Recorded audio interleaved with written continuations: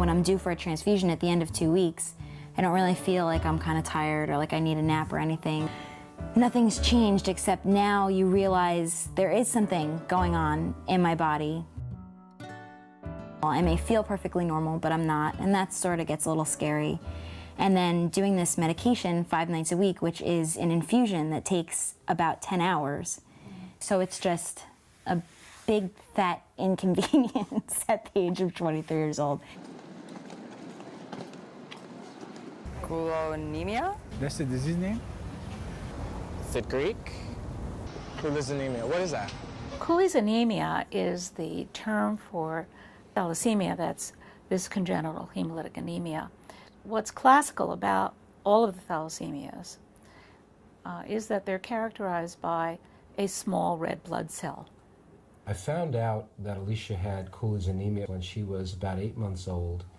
She became kind of listless and yellow to orange in color. The pediatrician sent us to a hematologist, and the hematologist had very outdated information. He told us that she would not live past the age of 16. She'd be physically disfigured, facially disfigured especially. Every patient who visits a physician will have a general blood count done. And there is one particular number that is referred to as the mean corpuscular volume. It's abbreviated MCV. And if that number is less than 80, that individual could possibly carry thalassemia trait.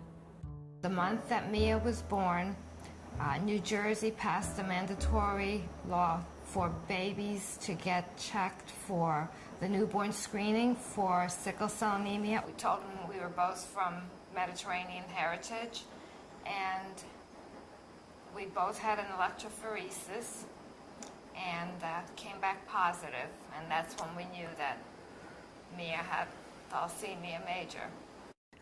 Thalassemia major and thalassemia intermedia are inherited.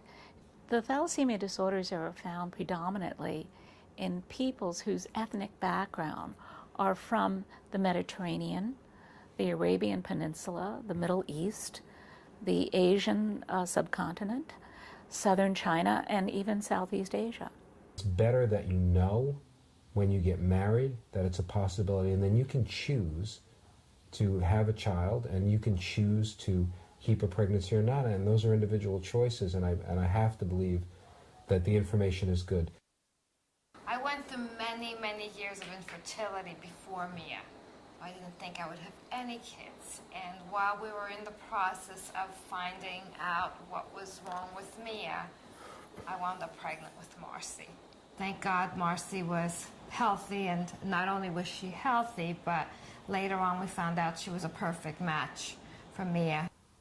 The use of bone marrow transplants is a wonderful way to cure this. It's the only way to cure this disease now, if it exists. And I think we're going to get to a point pretty soon where we can do less than perfect bone marrow transplants. It's already kind of there. When Alicia was a baby and we all tested to see if we were a match, I'm not sure I would have pulled the trigger then, because the mortality incidence was somewhere at that time, if I remember right, maybe 3 or 4%. We almost lost Mia at one point. She went into septic shock, and it was touch and go. But we took a chance because they said that she can lead a normal life, and that's what we were aiming for.